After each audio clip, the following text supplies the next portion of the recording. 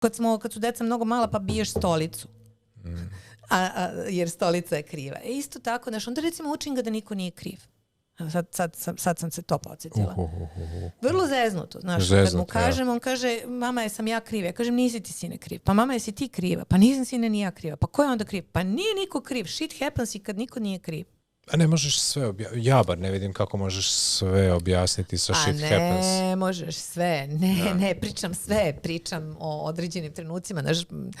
Ne bih umela da ti odgovorim tačno šta mu dam, a šta mu ne znam. Nije to striktno. Ne da mu da nešto što može da ga izloži opasnosti, ne da mu nešto što po mom doživljaju mere, prelazi neke mere, šta god da je to.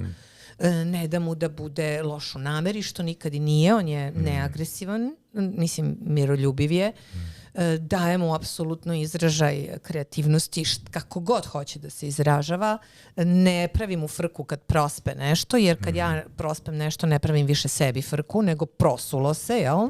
I šta sad pokupim to što si prosulo, dakle ne pravim overdramu, eto. Reći ću ti šta ne radim. Ne pravim overdramu.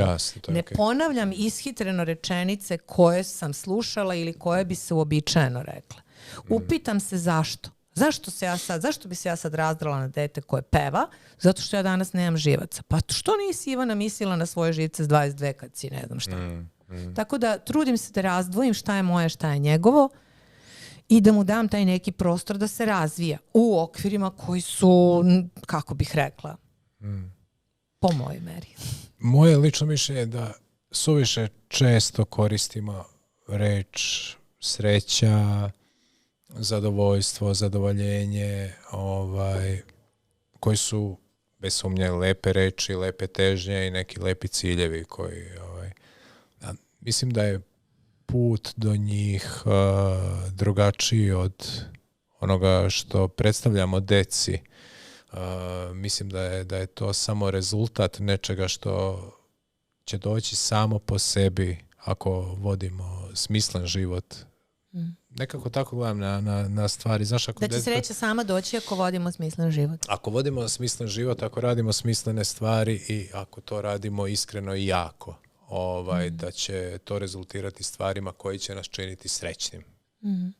Govorim u pravilu, naravno da sad može doći shit happens, dođe bolest, dođe pijani vozač, dođe nešto što je shit happens, ali po pravilu mislim da opet naše deci propuštamo reći da je život ozbiljan i da se moraju potruditi puno i da moraju raditi iskreno, jako, čvrsto, stalno. Milenijalci nas demantuju, moram da ti kažem. Ajde.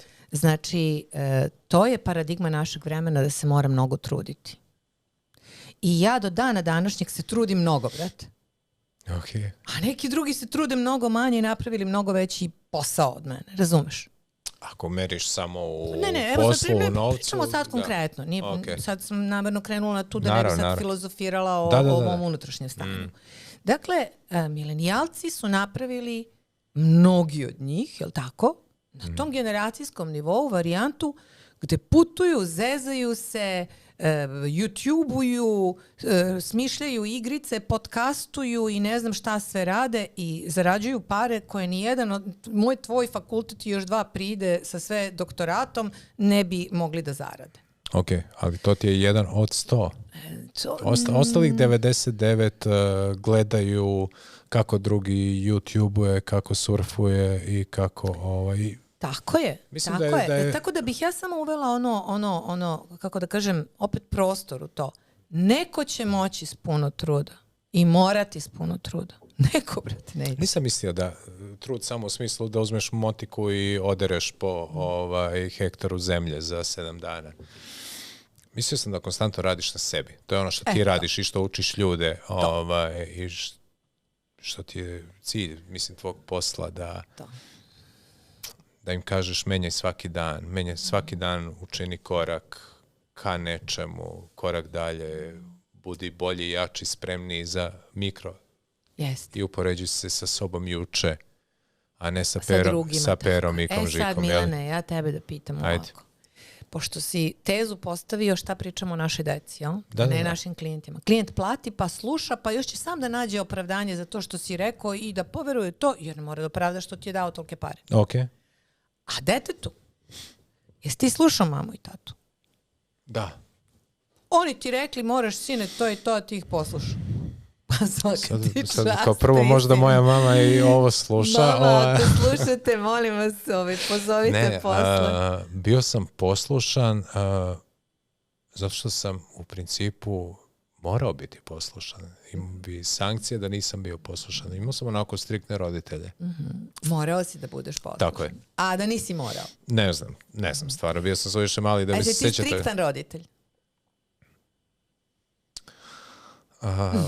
Pa jesam u principu. Opet trudim se da ne budem previše striktan, ali postoje pravila, postoje neki obrasci, postoji nešto što svi kao porodica radimo, što se trudimo da imamo svi. Neke iste vrednosti i neke iste akcije, jel?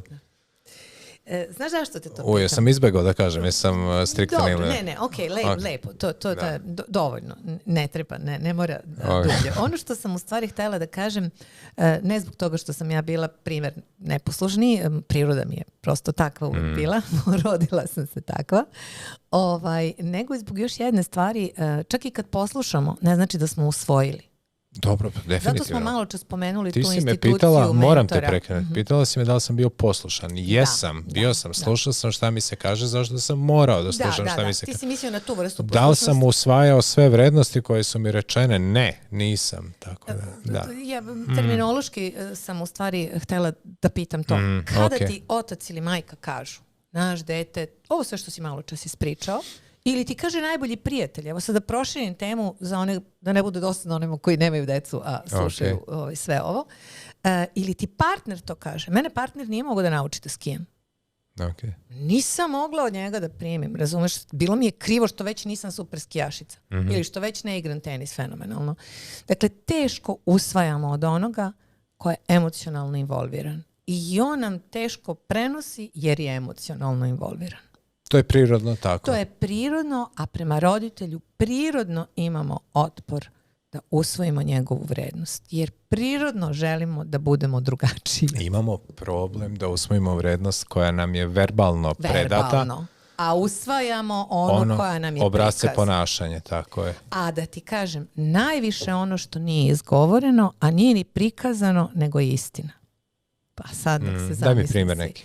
Pa daću ti primjer da ako je neko glumi sreću i večeramo svi ovako i sedimo pored stola i sve je lepo i prate se svi protokoli, skupljamo se u 3 kako neko kaže uvek se... Ajmo šta je bilo u školi, to ne znači da će naše dete imati osjećaj doma, istine i stvarne sreće te porodice.